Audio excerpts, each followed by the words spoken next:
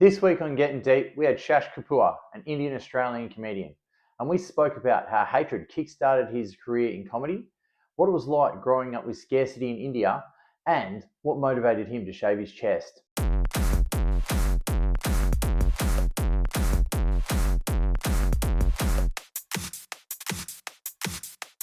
All right, Shash, how's it going? Hey Darcy, pretty good, man. Yourself? Good. Glad to have you on the podcast. Bro, thanks for having me. Yeah. Shash is I'm going to move forward. A funny motherfucker, comedian.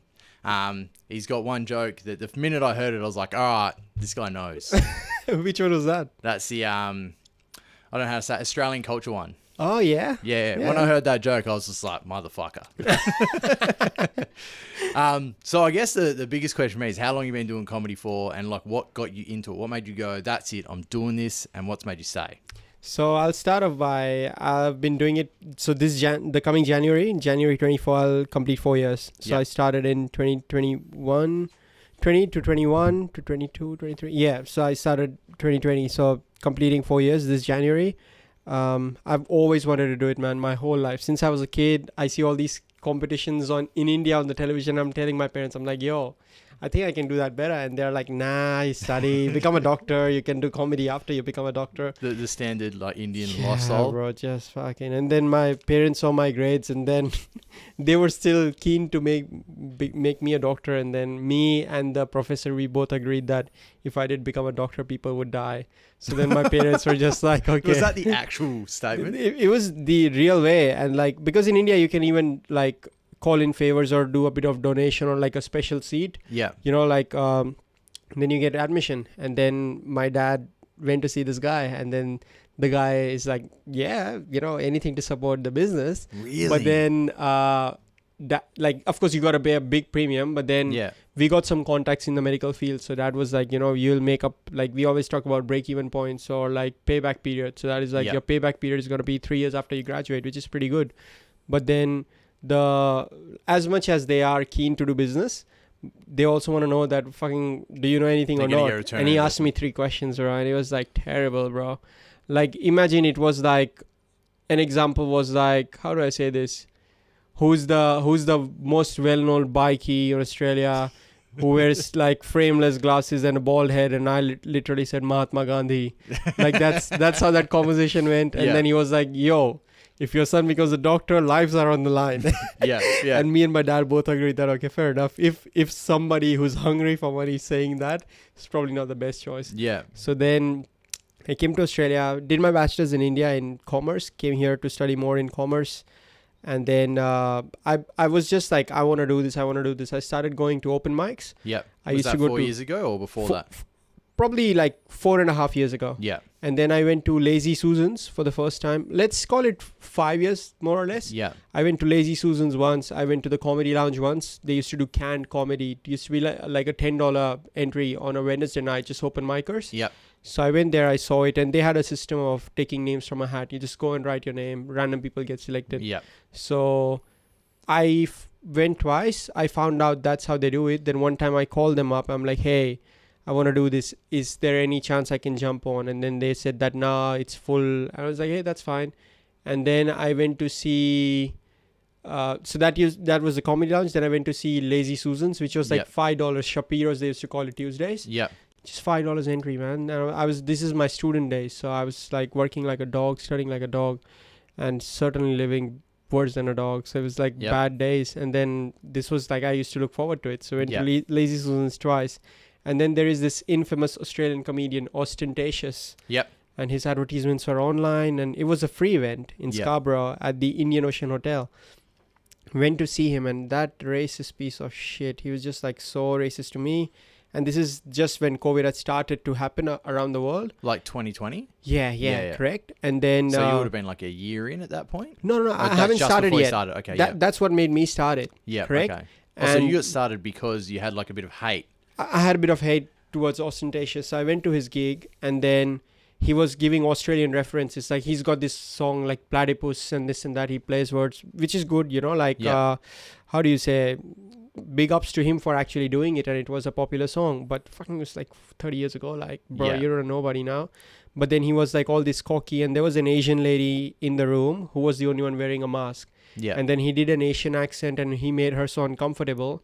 Nobody was laughing. Like, he was bombing, but he thought he's crushing. But he still kept going. Yeah. And then he looked at me and he said, Ganesh. Like, I'm not even fucking Ganesh, bro. Like, it's just like a name of an Indian god, actually. Yeah. So he said, I know Ganesh yeah. is. And then he's like, what's your name? And before I could say anything, he's like, okay, Ganesh. And like, few people laughed. And then he said, which is like cheap shots, really. Yeah, cheap shots. Like, he's just a racist piece of shit. And then he said that, do you understand anything I'm saying? And do you understand any of the references I'm making? I said, no. And then he said, then why the fuck are you still here? And I told him, I'm still waiting for you to be funny. And people behind me gave me a fist bump. People left and right to me gave me a fist bump. And I just left, bro. And I was like, I think I can do this. Yeah. Yeah. And then that just got me into comedy. And I love that the final push for you was seeing someone that just pissed you off. Oh, he was so like uncomfortable, a competitive man. thing. Yeah. Yeah, like, I can't wait to be on the same stage as him and fucking crush harder than him. Yeah. And then call him a platypus, you know, like, yeah. Yeah. So, yeah, so that's where it got. I was like, I want to do it. And then I started just looking for groups. I literally knew nobody. Yeah. I knew Sean Conway because I saw him.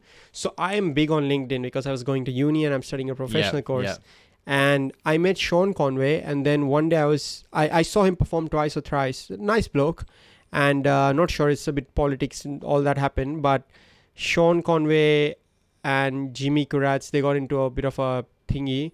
And then Jimmy Kuratz and Ziggy, I'm not sure, have you met Ziggy? I have met Ziggy, yeah. Flying Camel Comedy, he used to run that. So I got a spot over there, but Sean Conway was the only comedian on LinkedIn. And I just looked up his name, it came up, and I started having a chat with him. Every time I meet him, every now and then I'll still tell him that, man, we've come a long way from that LinkedIn awkward chat. Yeah. And then he told me these are few rooms, hit him up. He even recommended that I go check out Flying Camel. Yeah. But he put clearly, I have nothing to do with them, bro. I was like, okay, I don't know what this is about. And then I got into that. And then before Sean Conway as well, I was talking to, there's this lady. Her name, I think, Famous Sharon is her stage name. Yeah, and her real name is Bonnie Tessa Davis. And she's also on LinkedIn. Yeah. So I hit her up and then I got to know the rooms. I started going to them. And then that's like, these were two of my sources. And then I went to Flying Camel, got a few gigs there. And then from there, got comfortable. You meet people. They're like, come to the lounge, do the open mic, do the gong show. Then did the gong show. From there, Brendan used to work at the lounge at that stage.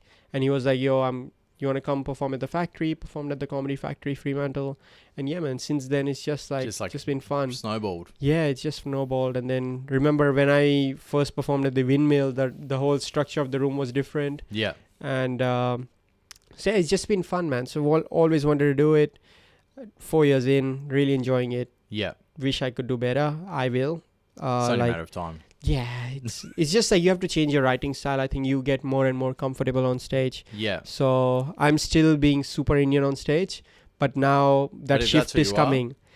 Yes, correct. But then now that shift is coming where I'm becoming like an Aussie. Yeah. And you can be Indian and still be Aussie because there's so many people who are like, that's Australia. Like, yeah, you're just like an Aussie mate, you know. Yeah. So I'm just becoming that mate now, where my observations are just like the Aussie, where like even I'm pissed about roadworks. Yeah, you get it? Yeah, because they're constantly fucking happening. Exactly. but in India, you're never pissed about roadworks. You're just happy, oh, the roads are there. Yeah. You know, like they just get washed away by the flood or this and that. So it's like such a big shift coming. Yeah. But yeah, man, so it's fun. Because you've been in Australia for 10 years now? No, 6 years. 6 years. Okay, cool. So came here 2017 and started comedy. I graduated. 2 years after? Yeah, 3. 3 years after. Yeah. So you went from, like, obviously in India, is there much stand-up comedy at all? Was it like, Bro, it wasn't even on the radar scene. to do? Like, if there are listeners in Australia, I can tell you this. Australia's a good scene. Yep. But it's like a fucking, what do you say? Like, it's a rat's cock size compared to like the Everything Indian in Australia comedy scene. is like a bee's dick. That's what we say. Bee's like rat's dick, cock, bro. bee's Yeah, dick. it's like, bro, so small. Like, Because there's a billion huge. people as well. Yeah, there's so many such a big population. Yeah. And then in India, you see comedy veterans do the same shit for years. Yeah. Again, very funny. Huge respect. Big ups to them as well. But in India, bro, you can't keep doing the same stuff.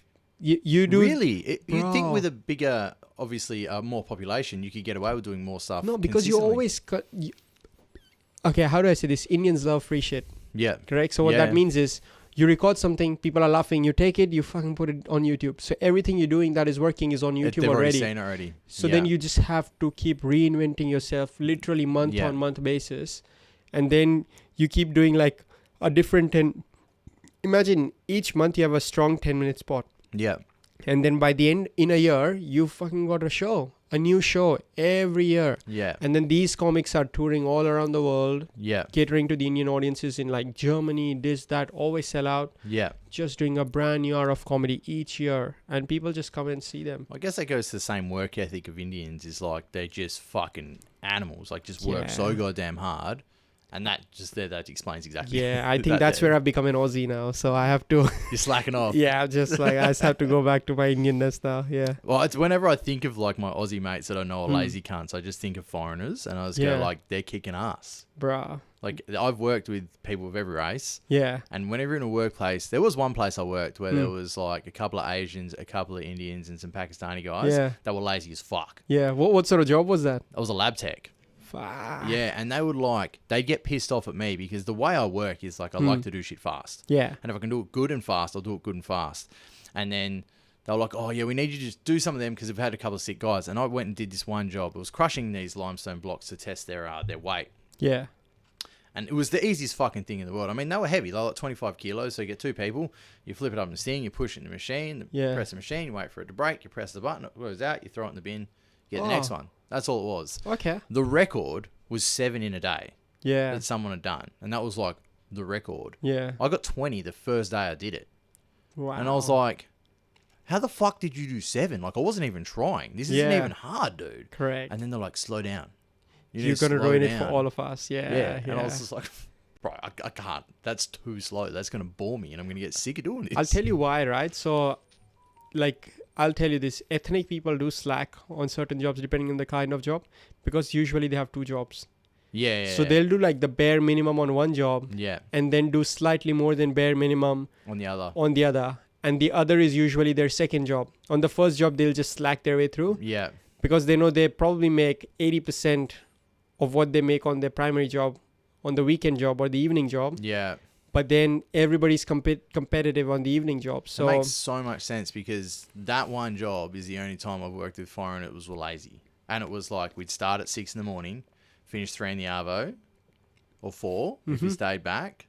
And now I see why that was, because that's the only one they've been slack on. And I was like, why are they so fucking lazy in a lab? Like, they got away with it too as well. And bro, they can work hard though. Like, this is what I'll tell you, man. Like, fucking, like Indians, Pakistanis, bro, like as hard as Indians work, I haven't seen anybody's work ethic as hard as Pakistanis.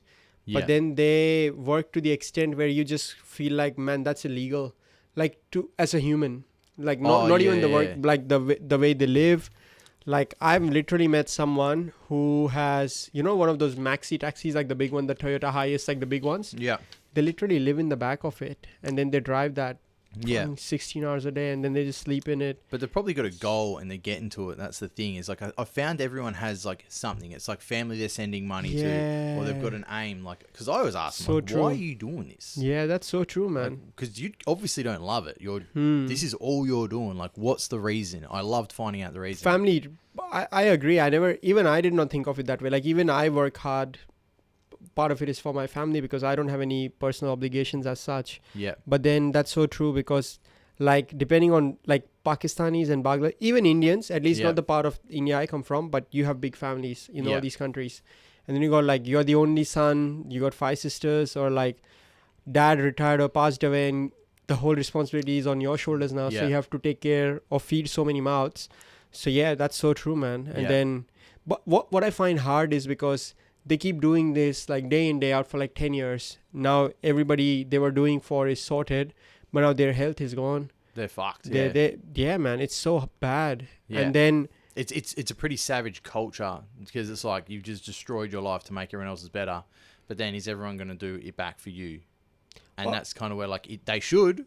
And in most like Asian cultures, I know that's a big thing. Like they look after the parents afterwards. Yeah. White people suck. Yeah. Oh, bro, that's such a big change for me, man. Like I'm not even kidding. Every time I see, like for me, if I know somebody living with their parents, bro, I respect that more. Like I've only dated one Caucasian chick and not dated, like we were a thing. But like if I'm like, I wouldn't date a white chick, being very honest. Very different family values, Yeah. very different Yeah. sense of space and privilege. Yeah. And that's fine because that's what you were raised around. That's their life. That's how it Correct. is, yeah. That's just the life. But if I meet a white chick who still stays with her parents, bro, my heart is gonna melt. I'm like, okay, we can explore this space. So I'm like the opposite. Exact. Oh, Yeah, like if you hang out with your parents a lot, Yeah. I probably hate you. wow. Not I hate you, but like there's no way I'm dating you. Yeah, fair Yeah, I enough. just like Why so? I don't know, I hate mine. Okay, that That's makes probably a sense. start. Yeah. I don't know. I've with white people and like parents that I've known. I shouldn't say all people because like my mate's mum lives with my mate at the moment. Yeah. And that's pretty funny, but like at the same time, he's kind of lost a bit of his personal space and he's a lunatic. Yeah. So it's kind of like weird, but it's all right. It's pretty funny. Yeah. Because she rambles when she tells a story, and he rambles when he tells a story. Yeah. And so now he gives her shit about it. Mm. So when she starts talking, he's like, "Shut the fuck up, mum! Oh, You're the person I got it from." wow. But My mom would skin me alive if I ever spoke to her that way.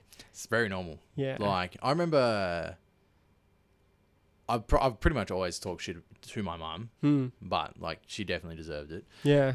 And then I remember like when I started saying cunt and I started calling her a cunt, I was just like, Wow. On her face? yeah, Bro. like, they're like, I don't actually give a shit about any word. Yeah. Like I will call my kids cunt Yeah. if it's necessary. Yeah. But it would only be like as a joke anyway, because Yeah. I don't see it as an offensive word. But I remember her being like, "You can't say that," and I was like, "I literally can say what I want. Like, Yeah. what are you gonna do about it?" Let's go a bit more on that just because you brought it up. So, how old were you when you would say something like that to your mom? Cunt. I was 16. Okay. 16. For some reason, I was swearing. I was saying like fuck and shit from year 4. What's that, like 8? Yeah. Okay. Yeah. Like I remember it pretty vividly. Maybe earlier, but I remember in year 4, I was walking across the oval. I remember just going fuck, being like, yeah, I could say fuck.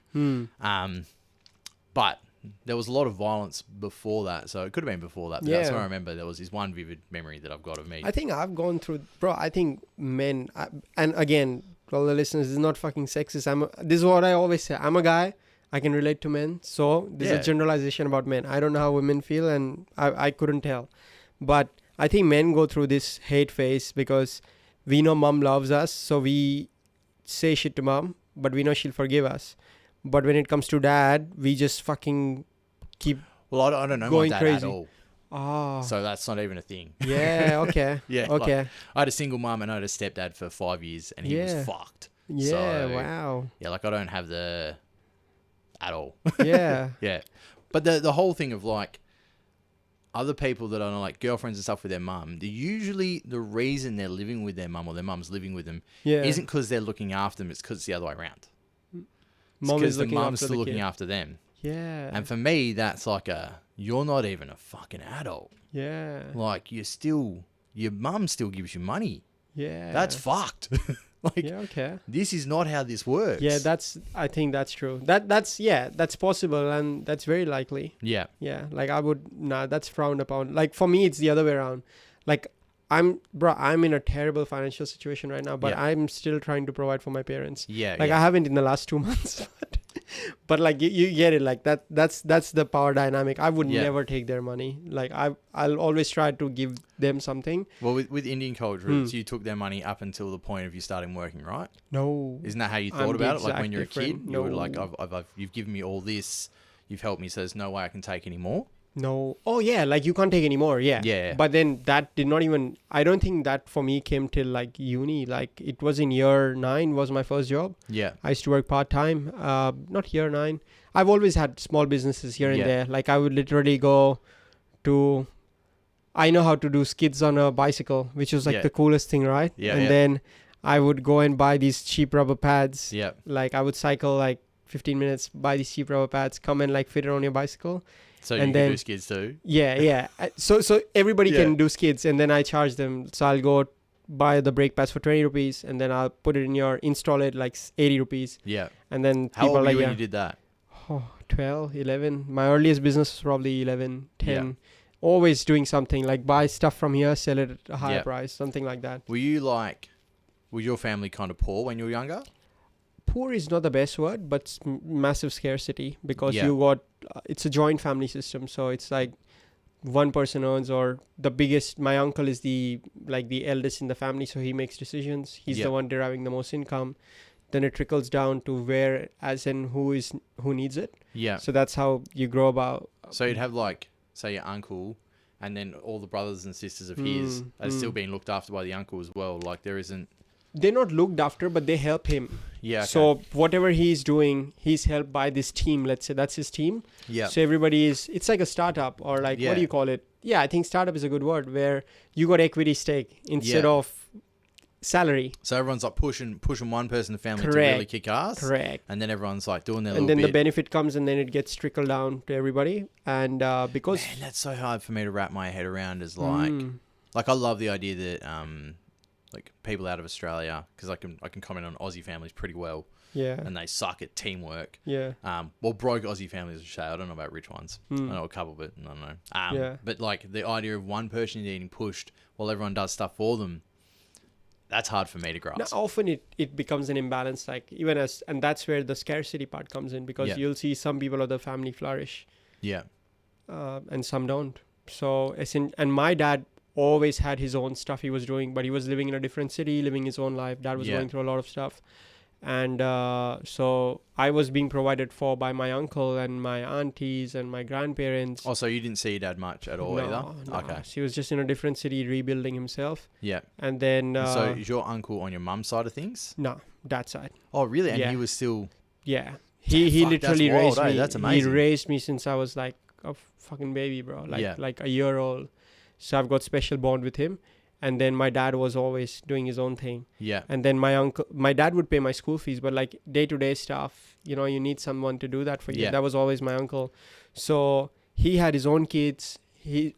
Like my dad is third in the family. So you got the second uncle who's got 2 kids. Yeah. So like by the time it reaches me, it's like rather less is available. Yeah. So then there was scarcity where you see a lot of people enjoying good things, but you can't because your dad is not helping your uncle to achieve these things. Yeah. But then you feel a little bit entitled. Well, your uncle's paying for stuff. Like, even that alone is pretty crazy. Yeah. So like he'll buy me clothes, this, that. But then you're like, oh, like they got 2 t-shirts. I only got 1. Yeah. But then you can't voice it out because your dad did nothing to help your uncle get to where he is. Yeah. So you can't have that entitlement. But end of the day, you're a kid. And then you're like, yeah, but I still... I need some shit. Correct. Yeah. I want to look cool too, right? So just things like that. But So why scarcity over poor? Like what's the negative connotation you've got to the word poor? Poor. Yeah. I think poor just means you can't afford it. Okay. Scarcity means like, so let's say poor is you just don't have water. Okay? Yeah, okay. Okay, yeah, so you're like the extremist parts of poor. Poor means like you have to push so hard, like you have to walk 500 kilometers to get 1 glass of water. Yeah. Scarcity means you get 500 liters of water, but you have to make it last 2 months. Yeah, okay. So that's the difference. Like you have what's available, but it's not in abundant. Yeah. So you can't live like everyone else. Yeah. That's it. Like I can either go and spend all of it on like a nice dinner, or I save it so I can fill petrol on my motorbike every day. That's just scarcity. So by that thought process, it's literally no one in Australia is poor in any way whatsoever. No, bro. No ways. I think people are selectively poor. Yeah, definitely. Like, I grew up what I would call poor, but it's like poor in Australia because, like, my mum would burn the money on pointless shit. Yeah. And, like a smoking habit. I remember being... I'm the same as you. I've had like little mini businesses I've started since I was 10. What was your earliest one? My first one was door knocking, doing car washes. Wow. So we'd charge $2.50, yeah, and we'd fucking wash a car for $2.50. Yeah. Wow. Yeah. And I attributed that to being poor and having nothing. Correct. And I remember when I was either 10 or 11, it would have been 10. It was Kingsbridge. It was 11. It was 11. And I remember asking my mum how much a pack of cigarettes was. Yeah. I was like, how much is one of them? It was like $20. And I was like, all right. So you're spending $140 a week on them. A week. Because it'll pack a day. I was like, but you can't take me to sport. Yeah. I was like, what the fuck? What sport was it?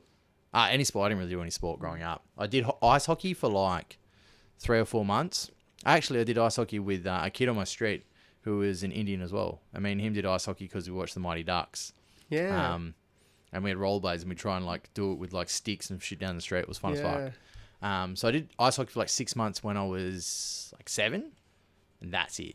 That was the only sport. And then when I was 13, I found skateboarding. Yeah, wow. And that's a broke kid sport for broken kids, as I call it. Yeah, bro, skateboarding is so weird. Like, I was just thinking of this the other day. Now, like, I think I'm pretty manly, but some of my hobbies are pretty gay. Okay, like badminton. Badminton's hard, but... Yeah, but people don't see it that way. Like, if for most men, they're like, oh, footy, mate, soccer, mate, man. Badminton is for poofters. Like, bro, I can destroy you in badminton. Like, it's so much technique, strength. Yeah. It's like understanding the right time to hit it. 'Cause, like, I've played badminton. I just whack the fuck out of it. Yeah. And it does the wrong thing. You're like, cunt. Yeah, like badminton is such a mind game. Like I used to play for my school as well as a kid growing up, and I'm not the best player, but I think if I got proper training, I could have been really good. Yeah. But I was good. That's all I'm gonna say. I was decent. And what I mean by decent is there's a brain game that happens in badminton. Yeah. Imagine it's yourself and our good mate Jack. Yeah. So we're playing doubles. Yeah. It's you two and me and Martin Darcy. Like, we already winning. We Asians, right? Yeah. You proper white people. But like, imagine that's the game. I don't know. I'm pretty fucking competitive. Yeah. So that's good, right? So my technique for the longest time in badminton has been, I will let you destroy me, like fucking. I'll say you like shark make me people. your bitch, till 15 points. Yeah. I won't even put effort. Game is of 21. The moment you reach 15, bro, you're gonna see Shash 2.0.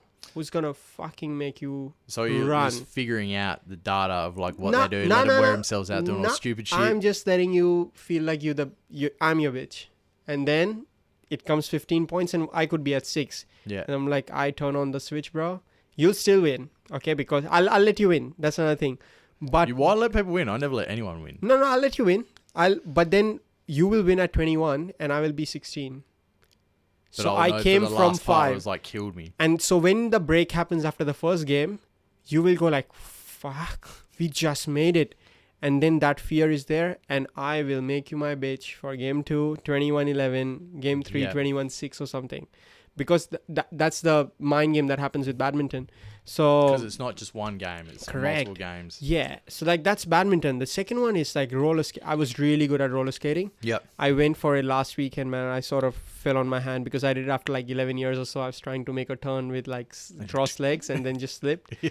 But I realized, man, like so many of these sports or like hobbies in India are like, you do it because it's not even about cool, because you can afford it. Like BMX. Yeah. BMX, you don't see everybody doing BMX. Yeah. In Australia, bro, like the people who can't afford shit, or people who are like from like who've seen poverty or something, they're doing these things. Like BMX is like, you see the number of junkies on BMX. Oh yeah. You see the number of junkies doing skateboard, like a 25-year-old man with like just like shorts and no t-shirt on, like a smoke, and he's doing a backflip or like double flip on the skateboard. I'm like, fucking hell, he's a gangster, bro. But like, he's like it's a broke kid sport. Yeah. So it's so strange, like seeing these things, bro. Like, where in my head, I still find it hard to believe. I went roller skating, and I was just doing my thing, not talking to anyone. I had my headphones in. I'm just cruising along, just having the best time. And they're literally crackheads around me, bro, who's skating. And like, they're doing cool tricks. I'm like, you are so cool. But you are on crack. Like, it's... That's like, skateboarding is really good for like sucking people into drugs. Like, I've seen some amazing skateboarders just like fall off a cliff. Like dudes that would have been pro. Yeah, wow. And they just fucking got sucked in. Yeah.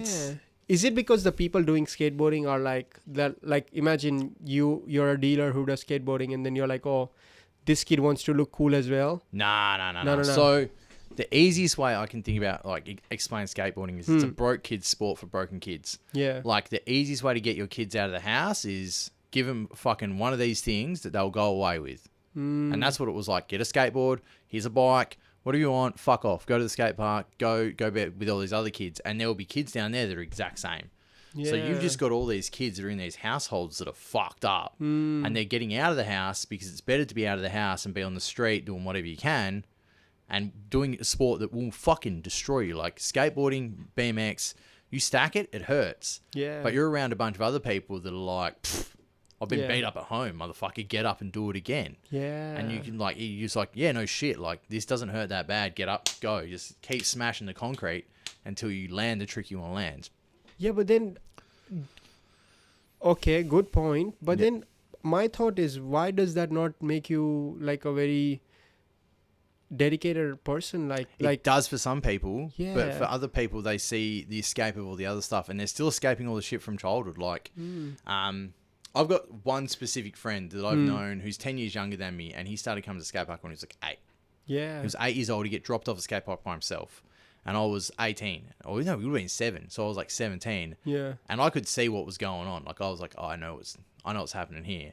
And as he got older, like, he got better and better. And I was like, dude, if you can just avoid smoking weed, like, if you can never smoke weed, you'll kill it.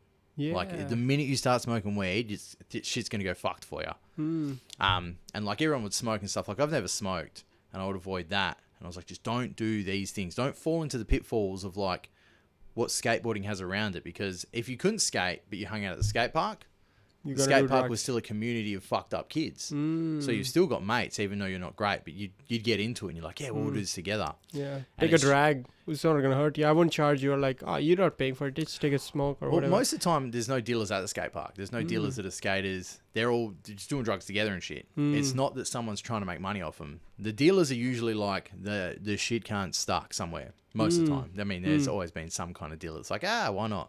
But it's not skateboarding itself that has the dealers involved in it. It's the kids that were doing the skating are around that stuff anyway. Like at school, like the people you hang out with, your family, your friends. Just the poor suburbs have some of the best skaters in it for them reasons, because it's savage motherfuckers that are escaping. But then I think that's the problem here. Like it gives you such a good escape, like such a good space to escape. And then you just want to do that forever. Like, you just never realize that nothing else gives you such a big dopamine hit or adrenaline pump that you just, like, yeah, skateboarding is life now. But there's also, like, I know some guys that are really good naturally. Yeah. And because they're naturally good, they don't learn that hard work because it's already easy. And like I've explained, my ex's kid was amazing at baseball. But I was always saying to him, I was like, dude, you're naturally good. You're never going to be pro unless you put in the fucking work. I was like, pros are naturally good and work like fucking crazy. I was like, you can be this fucking good naturally, but there's some other kid out there who wants it more than you, and he's going to fucking work his ass off, and he'll get better than your natural. And if you add that to natural, you win. That's it. That's the formula. And like, you can, in skating, if you're naturally good and you haven't got that like hard work in you, it doesn't happen. Yeah. But there's ones that are like, just have the hard work in them, and then they'll do good, and they can go like, fuck all this other shit. So on that, then the people you were skateboarding with, like, let's say on a scale of 0 to 10 of how, fucked up they are going through in life. I know people that have died. Yeah. Like, what are they doing now? Like, people that have died, but like as a group, like, let's say you remember 10 people. Imagine you're a 14-year-old, you doing skateboarding stuff. Yeah. There's 10 people over there. How, like what's the percentage that goes somewhere? Okay. Let's do it that way. So like 1 in 10 died, 2 out of 10 went to uni. Yeah, say 1 in 10. Well, and died out of what? Overdosing? Or I know one. There's like a group. There's like 3 dudes in one group that OD'd on like pharmaceuticals. I've had a couple of mates kill themselves, so it's like suicides. I might say 1 in 10 maybe. Maybe like 1 in 20. Yeah, okay. But like 1 in 10, like dead. Probably like another 20%, like 2 out of 3 have like drug problems somewhat. That doesn't mean that they've continued to have drug problems, but like some have had drug problems for a period of time.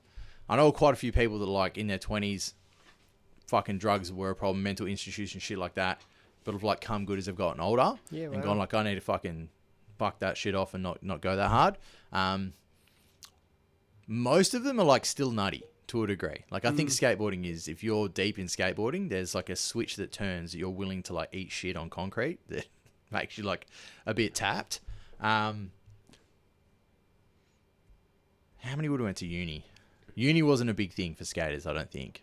Maybe 10 or 20% like uni. That's the wrong way to say it, just because like I'm super Indian, bro. For us, uni is like a bare minimum. Yeah. But I mean, like, who have like dodged that bullet now for good? Yeah. And like yourself, like you got a proper, you got a proper job. You got Like you're very professional, you know, the way you're carrying yourself now. Yeah. So how many have been able to come out of it?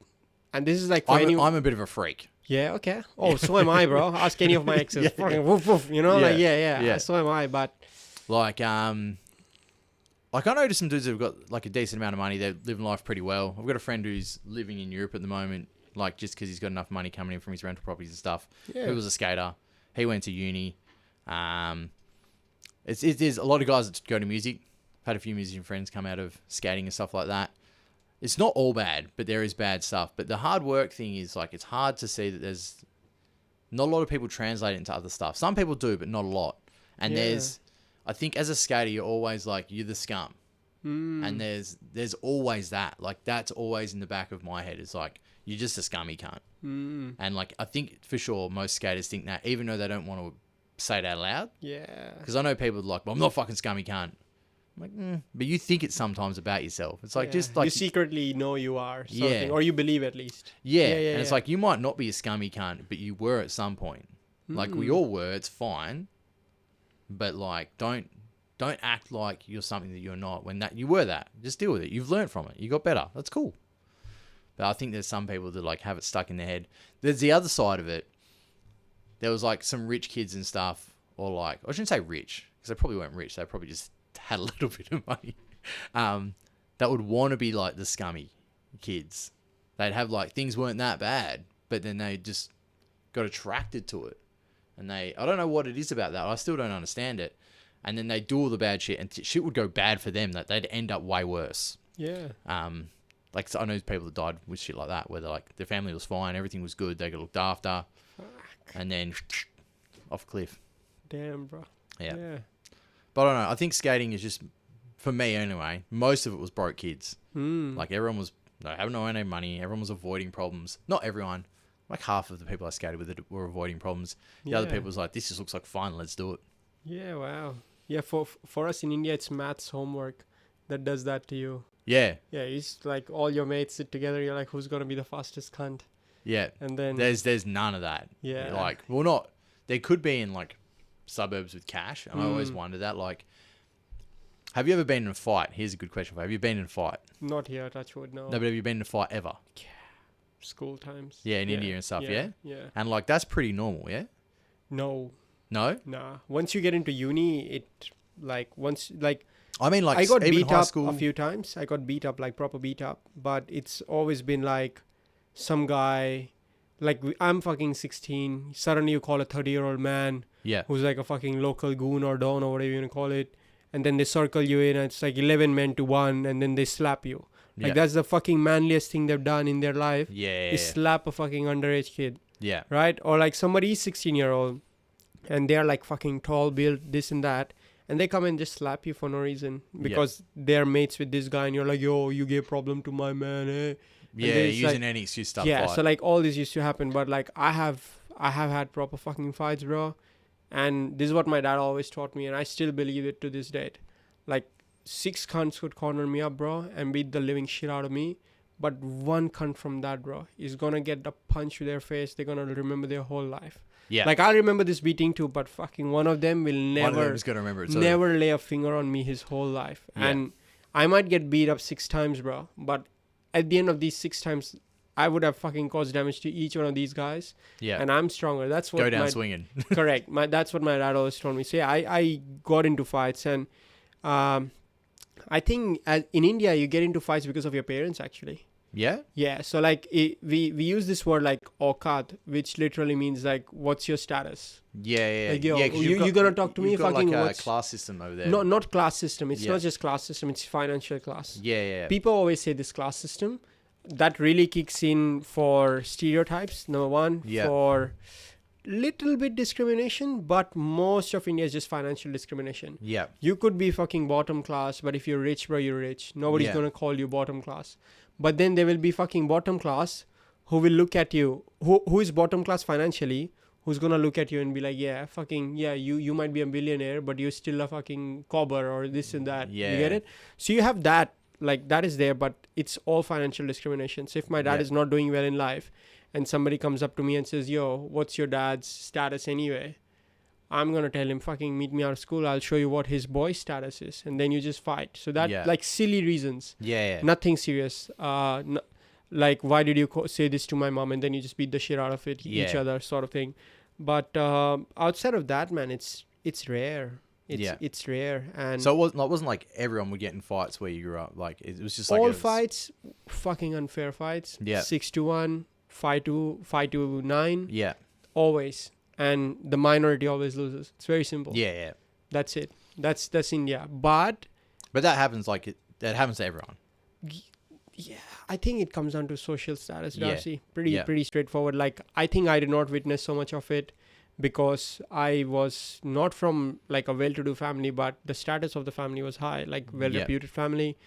Good school. I went to a Christian school. English is my first language, pretty much. So then you don't see all these things, but then you go to the lower and that's socio-economic schools, and same story, bro. Yeah, so it's similar to the way that I grew up here. So I grew up in the broker areas, and that's the case. Like, everyone has a fight. I have a chat to someone that grew up in like Doubleview or something. Yeah. And I find it hilarious because I'm like, oh, so you've never had a fight? And they're like, nah.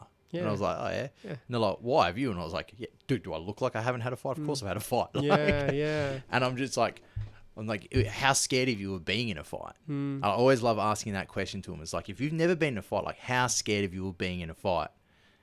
And like most of them will be like, oh, yeah, no, I never want to get in a fight ever. Like, I'm like, what would you do if a fight's happening right near you and it's your friend? Like, are you running? And they're like, yeah.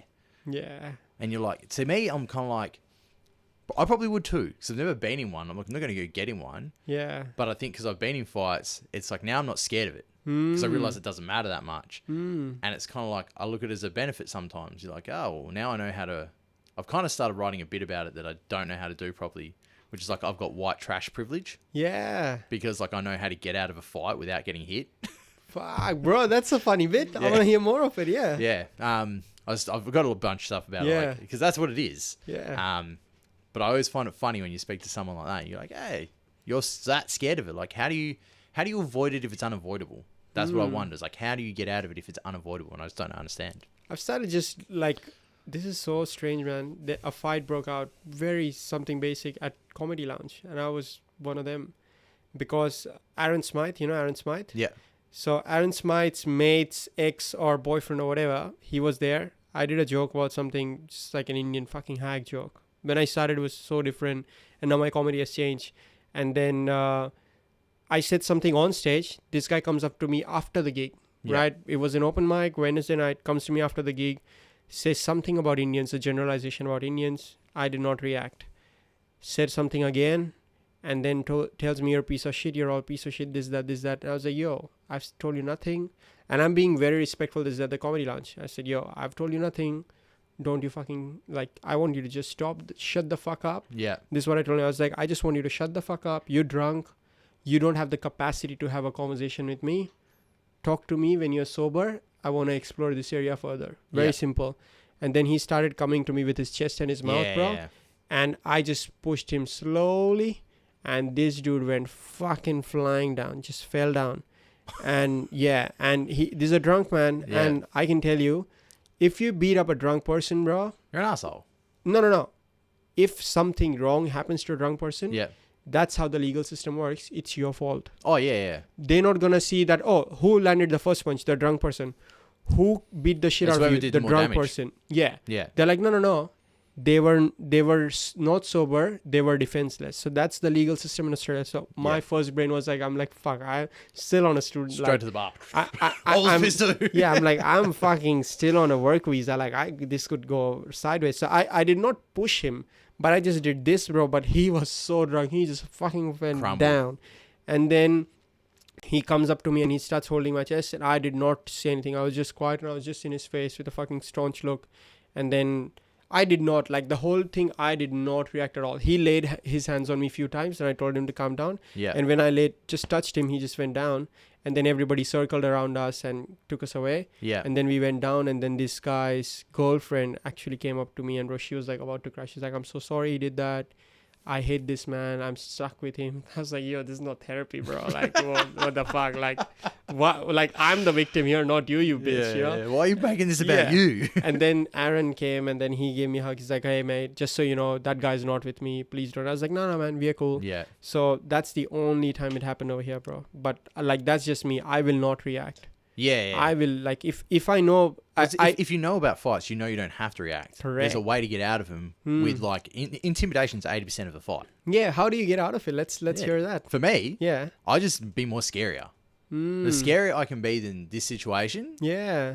problem solved. Scary in what way? By not responding or just like looking like a bit tough or... Well, I won't hit first ever. Like I don't need to hit you first. I'm not swinging. Yeah, There's no I'm need. the same. Defense is the best offense. Yeah, like, yeah. Comes to anything you say. Yeah. Like I love my motorbikes. Like I love bikes, this and that. And you can check any car chase or bike chase in the world, bro. The person leading always has the lower hand. Yeah. The person Because following... you can take out the fucking back end. Yeah, oh, no, anything. Because my turn is going to be narrated by what you do.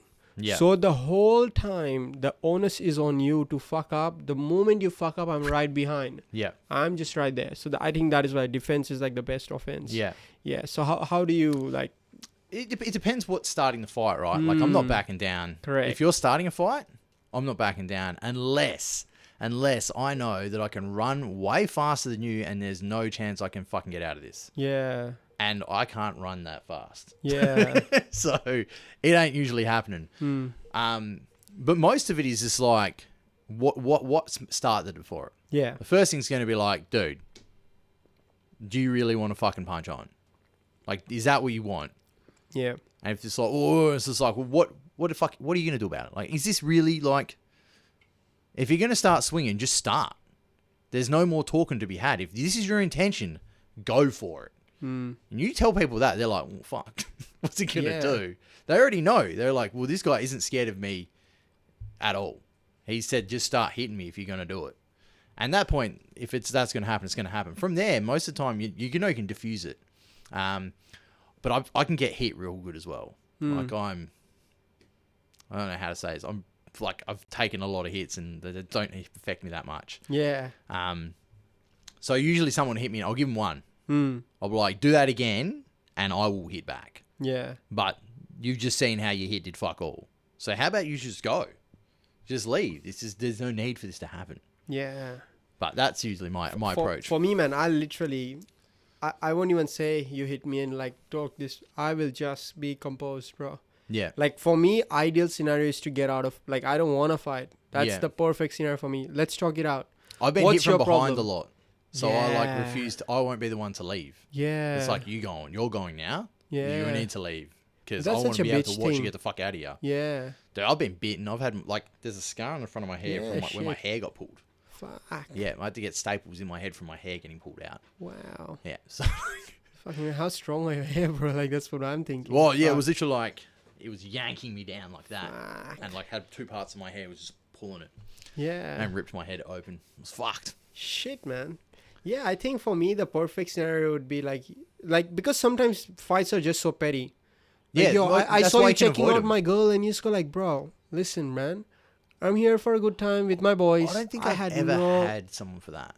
I think it's just like usually a fucking man with the smallest penis in a room with the most beautiful girl wants to just show like, oh, I'm enough of a man. Oh, you gonna give me that puss tonight, yeah? It's like this wants to come and have a fight. Yeah. And you just go like, yo, my man, listen, bro. Like no intentions whatsoever, bro. I'm very simple. This is what I'm up to. Listen, that's what you think. I'm sorry if that, and I'll happily say sorry.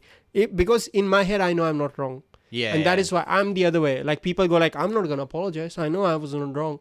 I'm the other way. I'm like, fucking, because I know I wasn't wrong, I'll just fucking apologize. Oh, see, I'm opposite of that too. Yeah. I'm I'll not saying sorry if I apologize. didn't do shit wrong. If it saves me hassle, bro, this, like, end of the day, it's my mental real estate. Yeah. If it saves my mental real estate by saying, bro, you know what, my bad. I'm fucking sorry. Terribly sorry you felt this way. I don't want to ruin your evening or mine. Yeah. Go on with your day. You said sorry in the way that's like, I'm sorry if you feel bad. Yeah, Not yeah. I'm sorry for saying it. Yeah. But because I haven't said. Or Yeah. I'll just be like, I'll even fucking deconstruct it. I'll just be like, I'm sorry. I'm sorry if that's how you like. I'm sorry if I came across that way. Fucking there you go. I'm sorry if Yeah. I came across that. Wasn't my intention, bro. I've done that before, I guess. Yeah. Yeah. Because the last thing I want to do is a fight, bro. And like I have changed so much over the last Yeah. decade. That's But I got de-escalating the situation. That's My looking at always what's gonna solution stop is this. Yeah. de-escalating. Yeah. Always, bro. Because my anger is so bad, bro. Yeah. Fucking like, oh man, like I have literally. I remember I got beat up in school once. I was in year 8 or year 9 by these two boys. They came 2-1, and they're like fucking failed school twice. So they're actually 2 years older than me, taller, bigger built, and they're people know them. So like they could call this guy, that guy. They came together. One guy fucking tore off my shirt. The other one held me in a headlock and like punched me on the head. I couldn't do much. They both ran away. Somebody came and they both just fucking fled.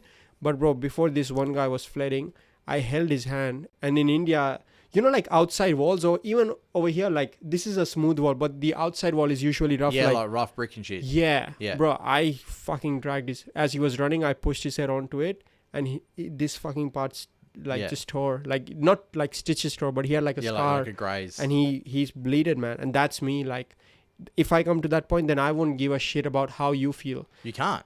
I kicked someone in the nuts so bad, bro, they couldn't get up. Like from the... I've had that happen. Yeah, and then my dad was like, never do that again. Dude. They're like, somebody... This is what my dad said, that if anyone deserved that kick in the nuts, it was that person's father. Yeah. Not that person. Now that they've already reproduced, don't stop that shit. I'm like, fucking all right. So, I've been kicked in the nuts so bad that I had a purple nut. Yeah, fuck. And it was fucked. I couldn't walk properly. I was literally like... For like 2 or 3 days. Yeah, I've had shuttlecock and like fucking soccer balls in my nuts, man. It's fucked. It's rough. Women don't understand this. If a girl ever goes like, your nuts are so small, I just go like, yo, bitch, you have any clue how many times I got kicked in the groin? I think tits are similar, but not as much. Like, I think if you punch a chick in the tits, I think it's like close. Really? Yeah. Yeah, fuck. Yeah, that's what I've been told. I could be very wrong, but I've been told that. But the chance of getting hit in the titty versus fucking nuts, I just feel like it's a lot less because most people aren't really swinging on chicks anyway. Yeah. But because such a good thing, chicks have two amazing things. Guys just have the one thing, bro. Just one fucking... just this nuts. is it, bro. This is it. Nuts and the dick. Just everything right there. Yeah, this is your death package. Yeah. Like, if you want to compare, like, we got the dick, just the dick part, and that's equivalent to the vagina part. Yeah. And then we got 2 testicles and they got 2 breasticles. So, like... But everything is just concentrated in one area, bro. You know, like you fuck up that bit and everything is gone, bro. Yeah, While you still have something left. So it's so still got your titties. Yeah, so something is left, you know. And if nothing else, you got an ass to die for. At least you got something. Like, yeah, I don't know. Yeah, it went really sexual and weird, but I think there's something there. Yeah. I mean, they're the same shape, just bigger or smaller. Bigger or small, yeah. I mean, well, one's inside and outside. Sometimes hairy too. Oh, you mean hairy titties? Yeah, bro. Jesus fucking Christ. I had one ex, bro. Like, fuck. She had like a big hair on her titty. Never made me awkward. Do you mean like around her nipples or like a whole... No. I was giving like bare tits. I don't know. I've never experienced bare tits. Like, I can tell you I would still suck it, but I haven't. I don't know why. I'm Indian, bro. I would just be like, yeah, fair enough. I got the same. You know, like... It's very simple. Bare tits. That's, bro, I used to be like, I'm a hairy motherfucker, and I wasn't shaving my chest hair till forever. Then I went to the Philippines this year, bro. Yeah. And I thought that at work, we all agreed that everybody said, yeah, I'm not going to wax my chest. And I was like, cool. But these are like fucking white men who got like 6 hair on their chest. Yeah, like me. I got 12 on my right nipple alone. so I went probably there. got more as much on your nipples I've got in the middle of my chest. Bro, I had a whole rug, and then I came back and then I just shaved off my chest, and I feel so much better. And now I'm like trimming my chest regularly. But with a shaver? Yeah, just an electric shaver. Does it get itchy? Nah, man. Like it's got a weird. The weirdest thing is they are like hard hair. Yeah. Okay, like beard hair. Beard hair. Yeah, so they fucking poke out your t-shirt. So I wear white, and then you see this fucking black meshish t-shirt, and people go like, "Yo, what design is this?" I'm like, Indian hair. This is my hair. so yeah, they I think if it's wintry, if like this is the perfect length now, I'm not gonna show the length, but like if you go any more, then when you wear clothes, it sort of comes in the way, so you start getting like pimply Or you like ingrown hairs and shit like that. Yeah, but otherwise it's fine, man. Like, it feels good. Yeah. People are like, how did you lose weight? I'm like, just shaved off my chest hair, which is so true, man. They're like, your chest looks good. I'm like, fucking nothing, bro. All that fucking fur is just gone. Yeah, it was a lot, man. It was a lot. How often do you have to do it? Oh, I'm currently doing once 3 weeks. Yeah. It Once just every depends. 3 weeks. That's not that long. That's not much. Once every 2 weeks or 3 weeks. It just depends, man. If I'm like hanging out with a chick and she's like spending time with me on the motorbike, then I'm like, fucking boy, like a lot of touching is happening. Yeah, like let's shave it off.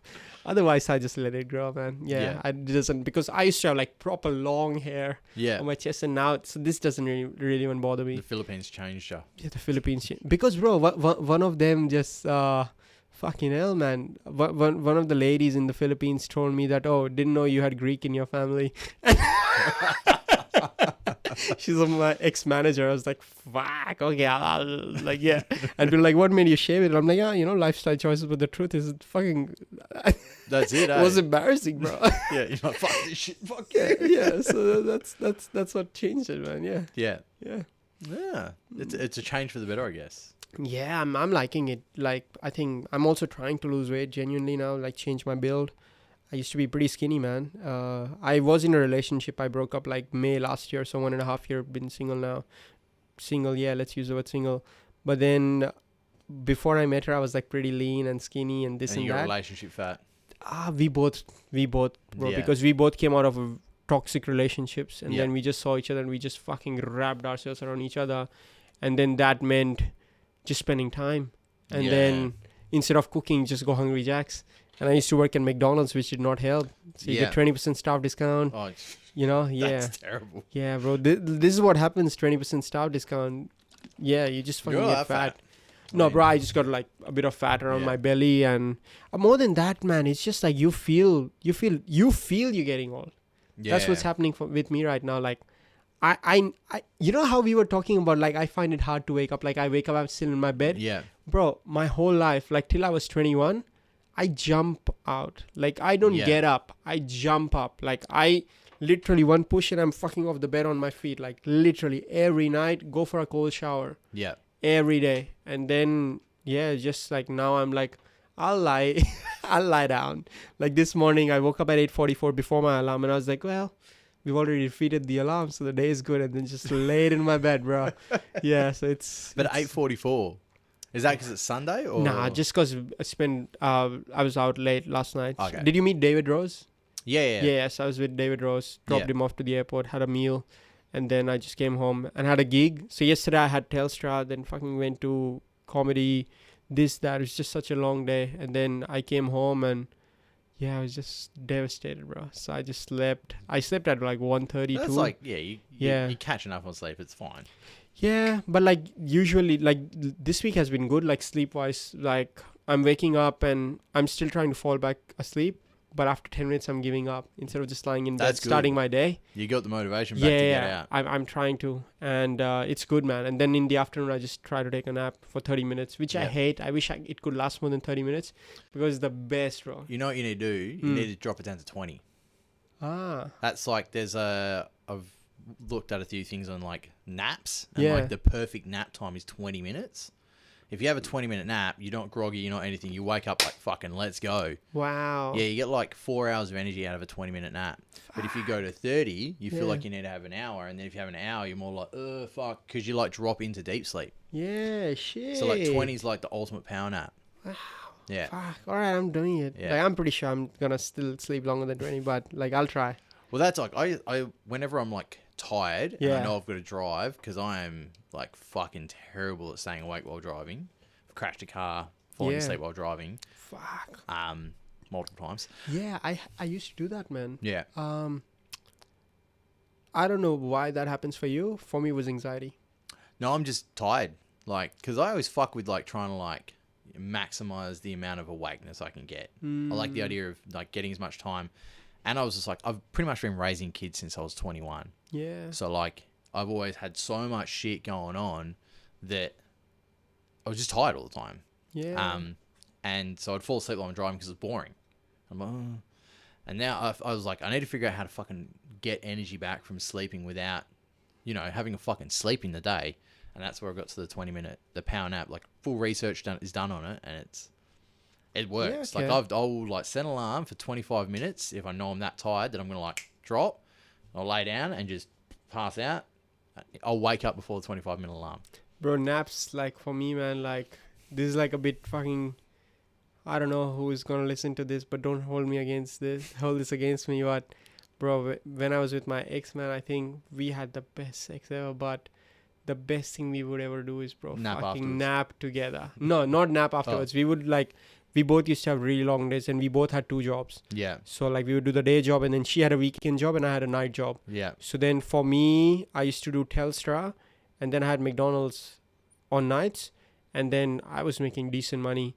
And for her, it was Monday to Friday. She was doing her day job, and then Saturday, Sunday, she would go Specsavers. So, like, we were both, like, fucking busy. And, bro, in the evening, like, and we used to share one car. So, like, either she would come pick me up, or I would go pick her up, and we used to live in Currambine. And then, bro, the moment we get home, and that is why we would eat junk food, because we're so tired, bro. We're like, we're not going to go time home to cook. So you just go through Hungry Jack's, buy like 3 barbecue cheeseburgers. They're like $2, and then you just play the Hungry Jack's shake and win or whatever, yeah. And then whatever you get, you just fucking celebrate, like small parcels of happiness. Yeah. You come home, don't even go to the bed. I lie on the couch.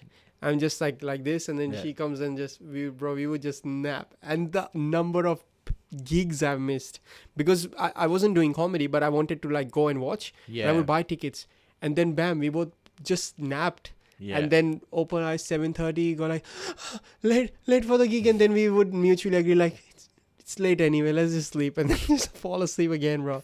So naps, bro, with like a partner, are I think it's pretty underrated. Yeah, but it's the I think best just the thing. amount of exhaustion you probably both had made that so much better. Yeah, Like having a nap when you're not exhausted is like, why am I doing this? Yeah, I agree, man. Yeah. It has to come to you naturally. Yeah. Yeah. Agreed. I totally agreed. Yeah. Yeah. I hate sleep. Yeah. Like honestly, if I could not sleep without being a crackhead, Yeah. I would just stop doing it. Mm. But there is no way that I can function properly without sleep. I've tried. Yeah. You know how you're saying you used to feel sleepy on the road? I used to go through the same, but I was doing 80-hour work weeks. That's what you were just exhausted, dude. Yeah, I think but then my anxiety was because of the 80-hour work week. My anxiety was like, fuck, did I do this correct? Did I do this correct at the day job? And then when I'm going to the night job. So you're stressing about work. Correct. So and you're then you're exhausted tired. when you're awake. Correct. Fuck. So like the anxiety was because of that, and then anxiety further tires your brain. And for me, that was the reason. So do you think, this is kind of like still similar subject, now that you've kind of quit your week job to focus solely on comedy and you've only got your weekend job, is that because you were working so many hours before that you kind of like, I don't need that to have enough money to make everything that I want to work? Nah, man, like, how do I answer this one? No, I think the stress, man. Like, if I was doing my previous accounting job, I would have stayed, because I was just doing the bare fucking minimum, but there was still more than a lot of people's maximum. Yeah. So I would just get by. Then I asked for a pay raise, and for a fucking 4 or 5 grand pay raise, they doubled my responsibilities. I'm like, what the fuck? So I started hating on that job, and then I left that job, and I used to do a weekend job back then, and I went back to that. And that is why I always enjoy having 2 jobs, because if one person makes you the bitch, you just fucking leave, bro. Very simple. I mean, yeah, I do that anyway. Yeah. Without a second job. Yeah, okay. Nah, I like some safety net, bro. I like some safety I run net. pretty far on the edge. Yeah, I'm sort of getting there, which I don't think is good for me. Like, my mental health is getting fucked right now because I've made this decision of just like leaving a job. I think, so like, stressful. Personally, I admire people that are going, this is what I'm doing. I'm going to make it work. Yeah. Because that's like, you don't have a plan B.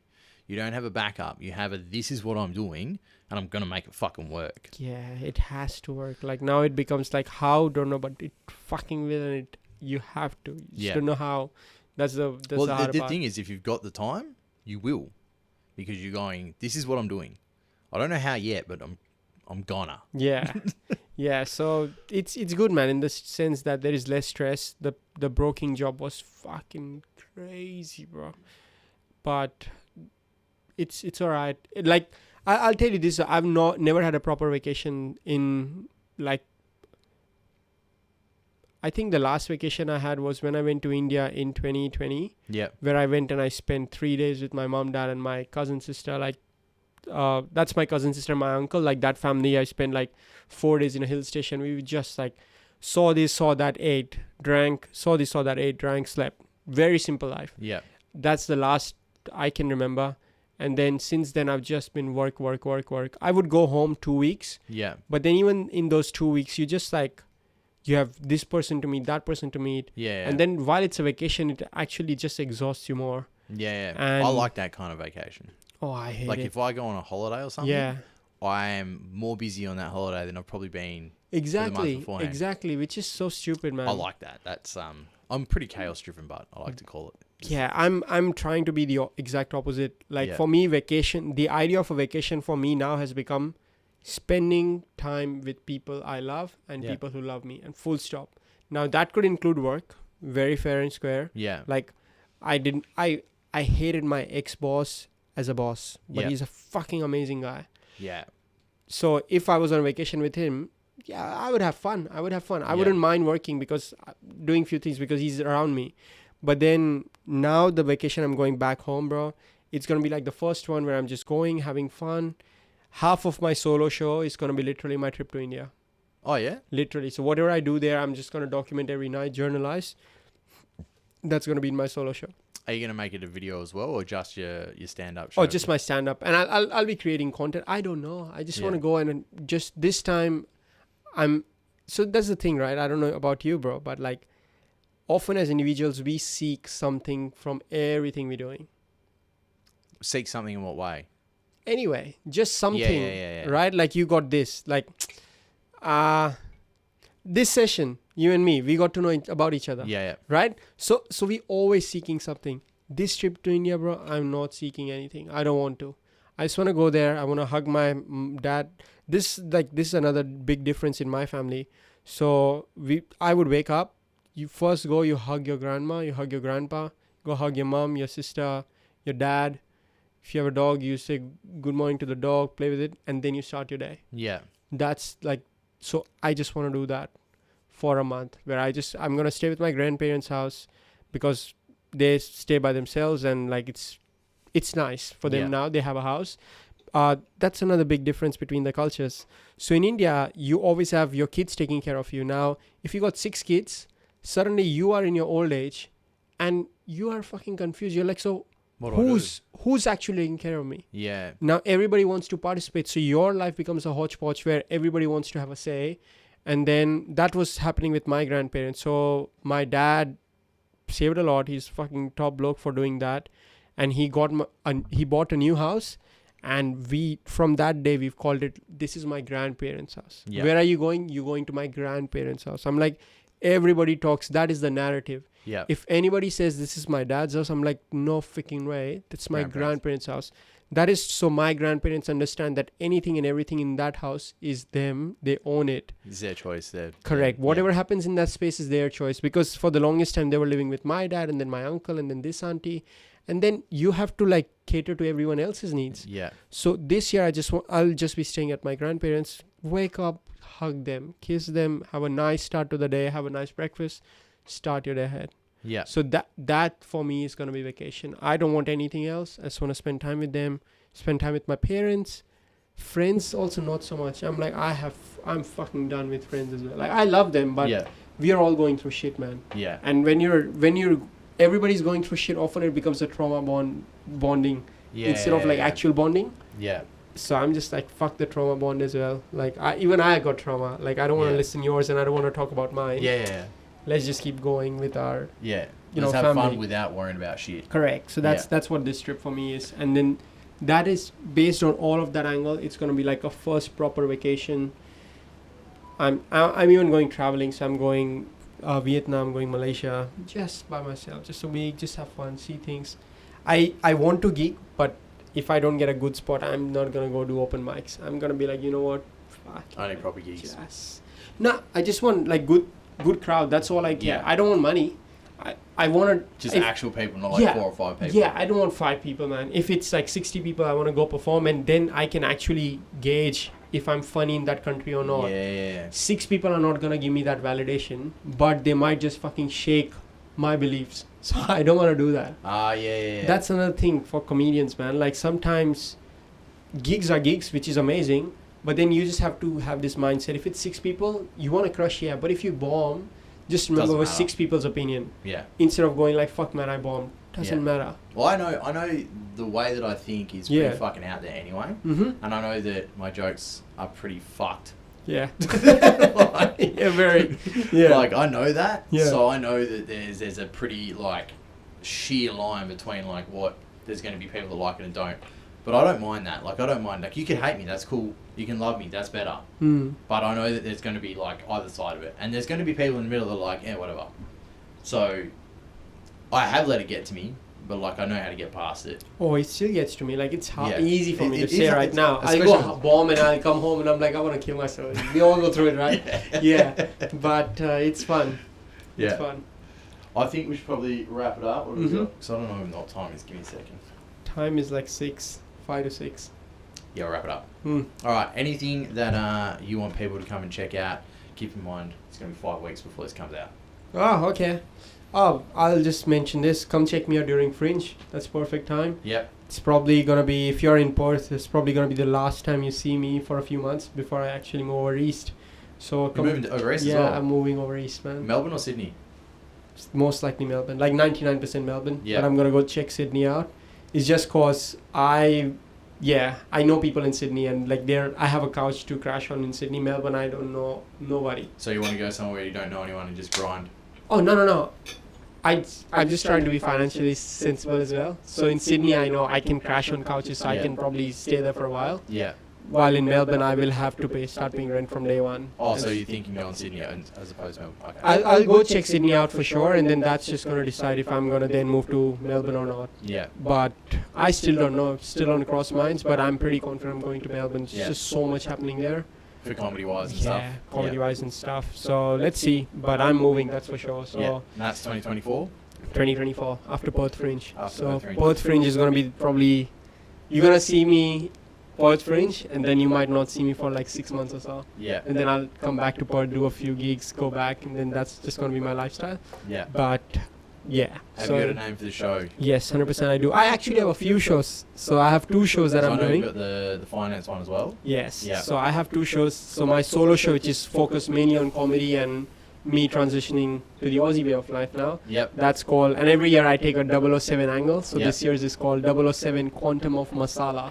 Quantum of Masala. Masala instead Yep. of Quantum of Solace. And then the other show that I'm doing, which I'm really keen to do, and I think it's beneficial for everyone, it's called A Comedy of Financial Errors.